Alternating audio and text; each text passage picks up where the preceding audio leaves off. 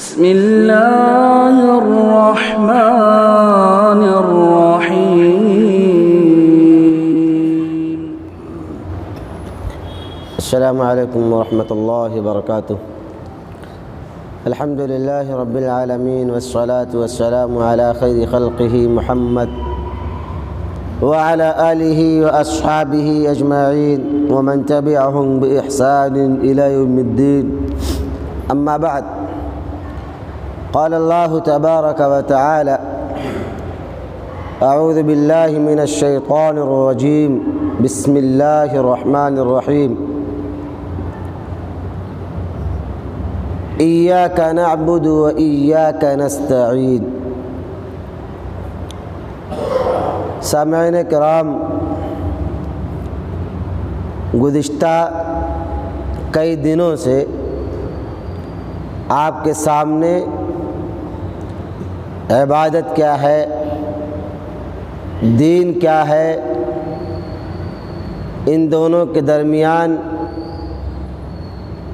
فرق کیا ہے، اس کی وضاحت چل رہی ہے۔ آج کے درس میں یہ بتلاؤں گا کہ عبادت کیا ہے، عبادت کی اہمیت کیا ہے۔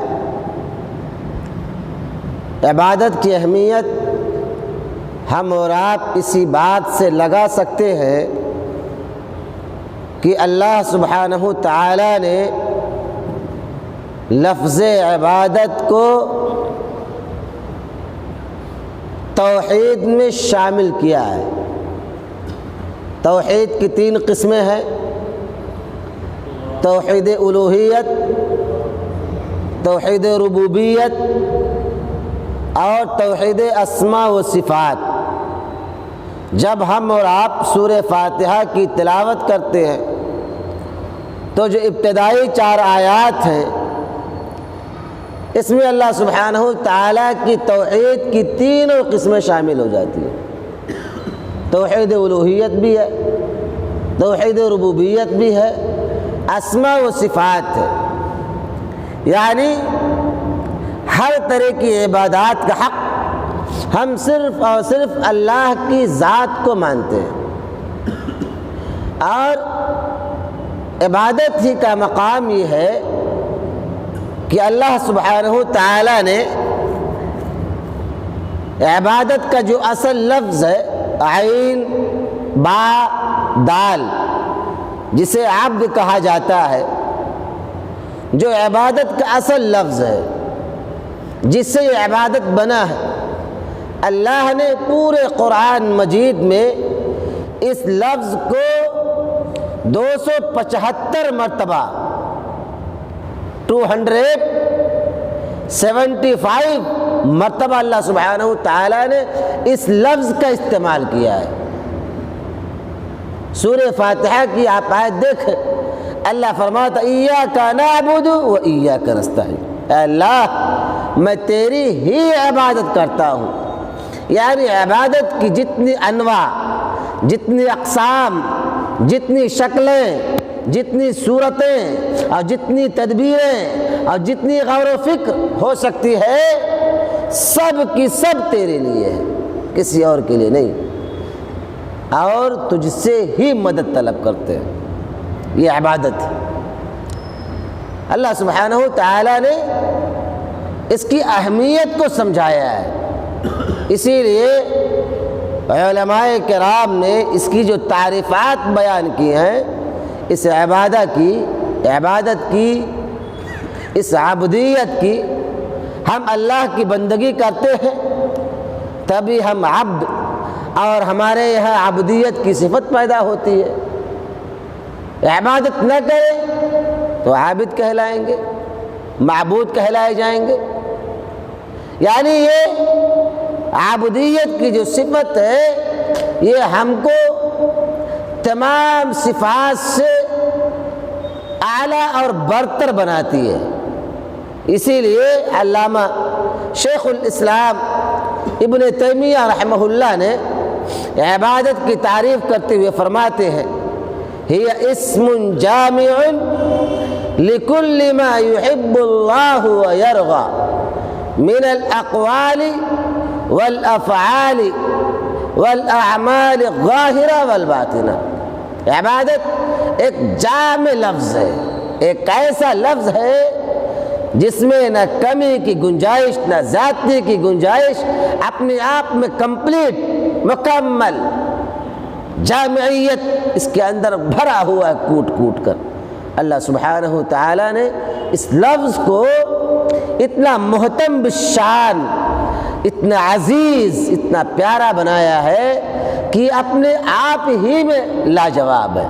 یہ اسم جامع لِكُلِّ مَا يُحِبُّ اللَّهُ وَيَرْضَى، ہر اس کام کے لیے اس لفظ کا استعمال کیا جاتا ہے جس سے رب راضی ہو جائے اور جس سے اللہ سبحانہ تعالیٰ پسند کر لے، چاہے وہ اقوال ہوں یعنی قرآن کی تلاوت، تسبیحات کا گننا، اور والافعال، چاہے نمازوں کا اہتمام ہو، چاہے روز زکوٰۃ یا اسی طریقے سے حج کا اہتمام ہو، من الاقوال والافعال والاعمال الظاہرہ والباطنہ، چاہے ہم اللہ سبحانہ تعالیٰ پر بھروسہ کرنے والے ہوں یا اس کی یاد کو اپنے سینوں میں بسانے والے ہوں، یہ ہے عبادت۔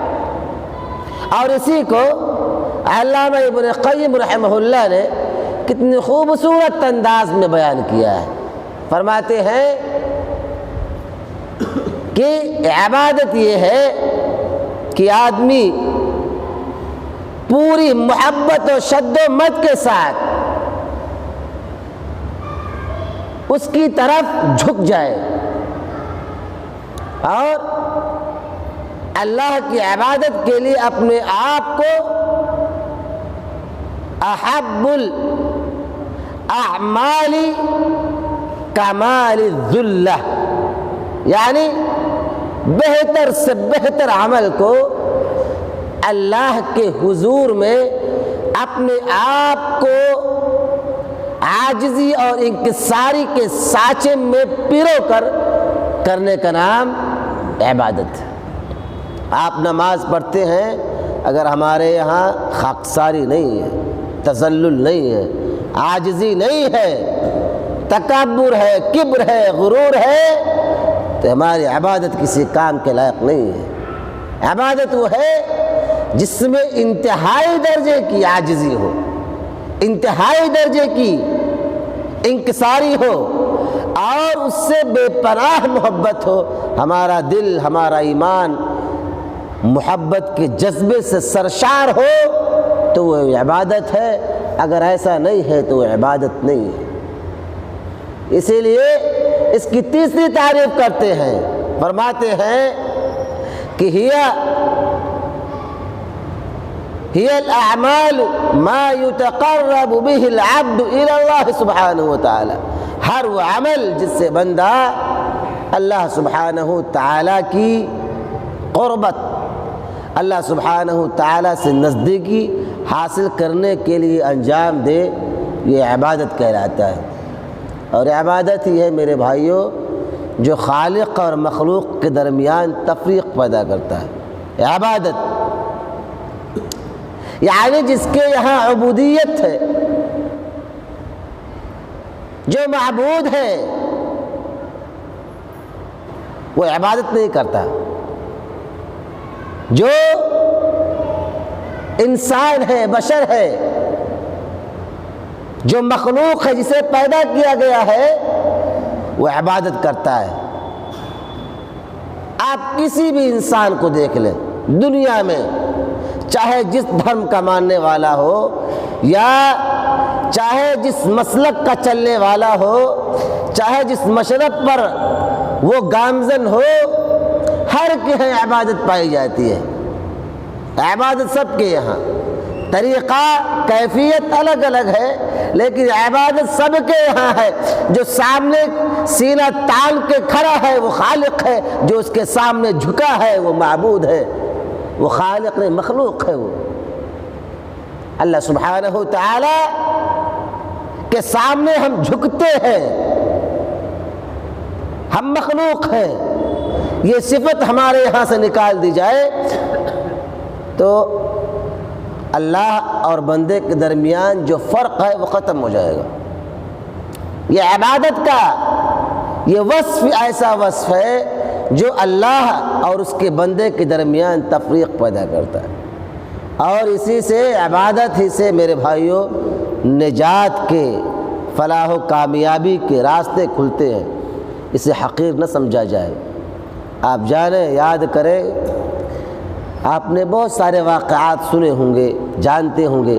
نبی کریم صلی اللہ علیہ وسلم جب آپ نے پہلا غزوہ کیا، غزوہ بدر، جسے حق و باطل کا پہلا معرکہ کہا جاتا ہے، مٹھی بھر مسلمان جنگ کے ارادے سے نہیں نکلے تھے، جنگ کے لیے نہیں نکلے تھے، لیکن چونکہ آپ کو جنگ آپ کے اوپر مسلط کر دی گئی، آپ پر تھوپ دیا گیا، آپ نے اللہ کے دربار میں اپنے ہاتھ کو اٹھایا۔